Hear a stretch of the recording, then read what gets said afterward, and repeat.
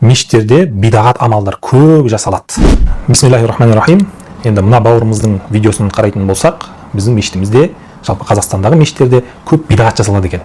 Әр мешітке барған кезде мешітте имам міндетті түрде тасбих тартқызады жамағатқа, одан кейін дұға қылады, одан кейін Құран бағыштатады, оның артынша тағы дұға қылады, одан кейін тағы круг болып, домалақ болып, шеңбер болып тұрады, одан кейін тағы дұға қылады.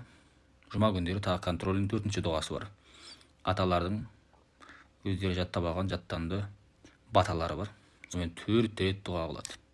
Мешітте намаз біткеннен кейін имам отырғызып қойып барлығын, отырыңдар, тасбих тартамыз, отырыңдар, дұға қыламыз, отырыңдар, Құран оқимыз деп айтады екен да. Енді бұл кісінің айтуы бойынша осындай, бірақ шынына келетін болсақ, мешіттерімізде ешкімді қинамайды.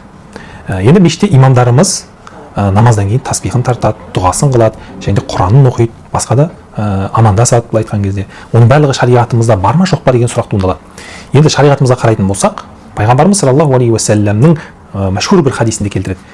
Адам намазын оқып болғаннан кейін қаншалықты уақыт отырса дейді, мәләм юхдисфи, мәләм юдифи, басқа біреуге зиян тигізіп қалмайынша, өзінің дәреті бұзылып кетпейінше отырса дейді, онда оған періштелер дұға қылады дейді. Аллахумма ғфирлаху, Аллахумма ғфири, Аллахумма туп алейхи. Аллахым оны кешіре көр, Аллахым оның тәубесін қабыл ете көр деп дұға қылады екен.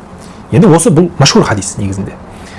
Бұл хадиске қарайтын болсақ, біз парыз намаздан кейін отырып көптеген құлшылықтар жасауымыз керек. Енді біздің имамдарымыз қандай құлшылықтар жасайды?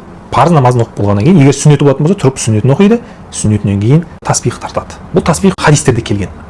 Одан кейін дұға қылады. Дұға қылу ол бидағатқа жатпайды. Егер де жаңағы әлгі кісі дұға қылу бидағат деп айтатын болса, онда ол қателеседі. Өйткені дұға қылу ол бидағат емес. Кез келген жақсы істен кейін дұға қылу ол жақсы амал деп, истихсан амал деп бүткіл ғалымдар айтады. Одан кейін бізде Құран оқылады. Пайғамбарымыз саллаллаху алейхи кезінде де Құран оқылған. Құран оқу ол бидағат емес. Егер де ол кісі бидағат деп айтатын болса, онда Құранды оқу бидағат деген сөз ол Алла сақтай көр, өте жаман нәрсе. Құран оқып болғаннан кейін дұға қыламыз. Құран оқып болғаннан кейін дұға қылу ол да өте жақсы нәрсе.